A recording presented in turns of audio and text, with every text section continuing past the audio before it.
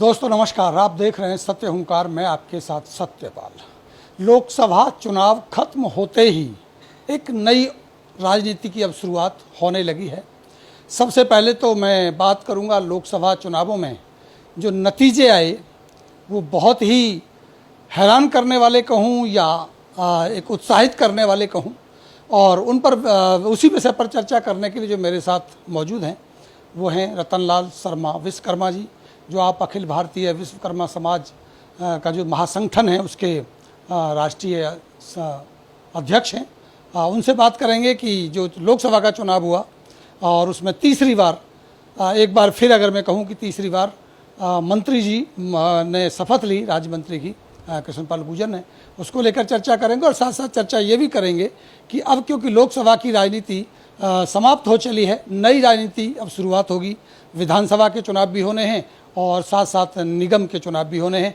पहले जब हमने बात की थी विश्वकर्मा जी से तो उन्होंने कहा था कि हो सकता है कि वो जो नगर निगम के चुनाव हैं उनमें भागीदारी करें, कहीं पार्टिसिपेट करें, उस पर भी चर्चा करेंगे। तो आइए सबसे पहले स्वागत करते हैं रतनलाल जी। पहले तो बहुत बहुत नमस्कार, धन्यवाद आपका और बहुत बहुत शुभकामनाएं आपको। बहुत बहुत धन्यवाद आपका।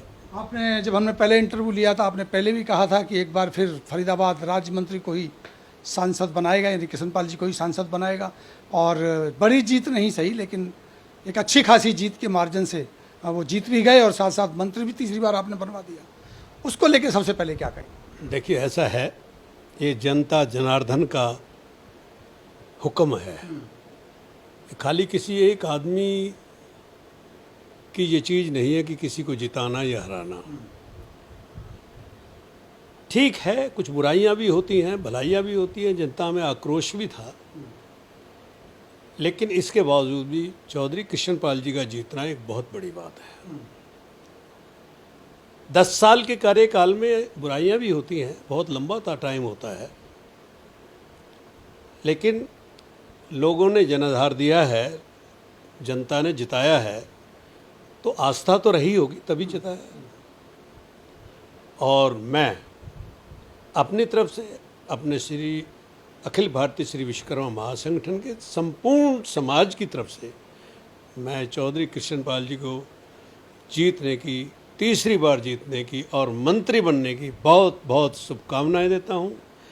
और इसके साथ मैं एक उम्मीद भी रखता हूं कि अपने जीवन के इस पीरियड को, जो कि आज एज की फैक्टर को भी देखते हुए, अपने जीवन को समाज में, जनता में साधु स्वभाव से लोगों की सेवा करें, जो जनता की रिक्वायरमेंट है उसे पूरी करें।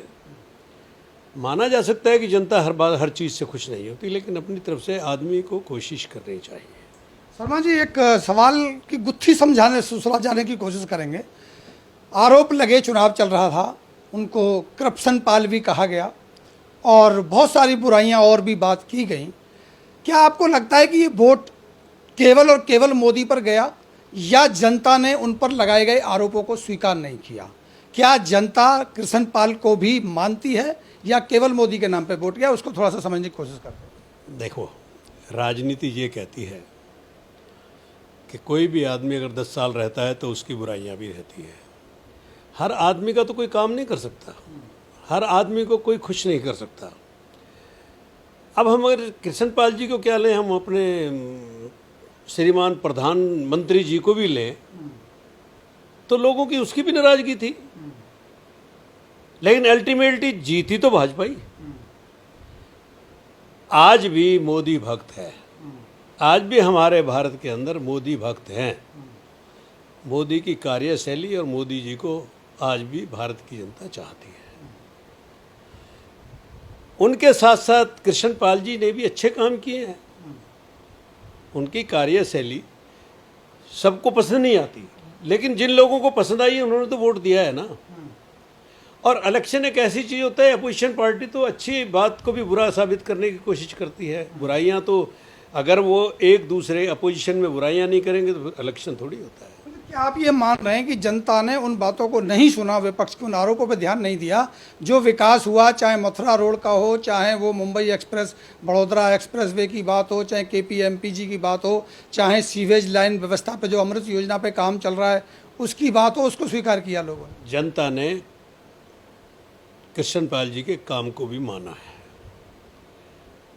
और ऐसा नहीं है, कृष्ण पाल जी ने बहुत काम किया है। बॉम्बे हाईवे हो गया तुम्हारा, आज मथुरा रोड को देख लीजिए, कहीं पर भी आप, ठीक है इंटरनली शहरों की प्रॉब्लम्स हैं भाई, जो छोटे शहर हैं, फरीदाबाद ओल्ड शहर है, इंटरनली है प्रॉब्लम, ये कृष्णपाल जी की थोड़ी है।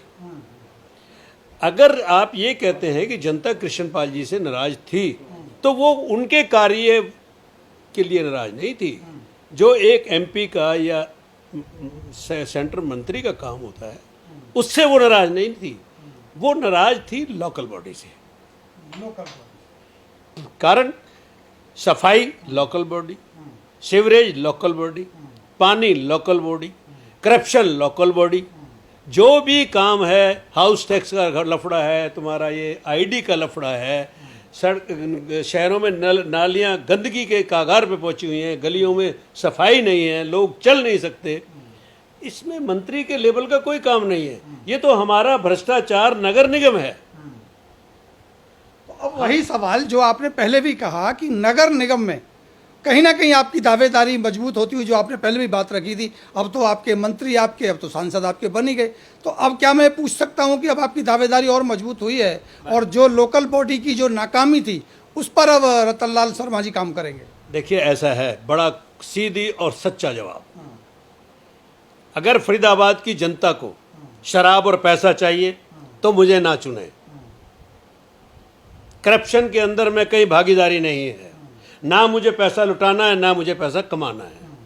अगर फरीदाबाद नगर निगम एमसीएफ को साफ सुथरा पूरे भारत में नाम हो, और सफाई व्यवस्था ऐसी हो कि देखने पर भी आदमी ढूंढता फिरे कि कहाँ गंद मिलेगा, ये लोकल बॉडी का काम है, और इसका संचालन मैं करना चाहता हूँ।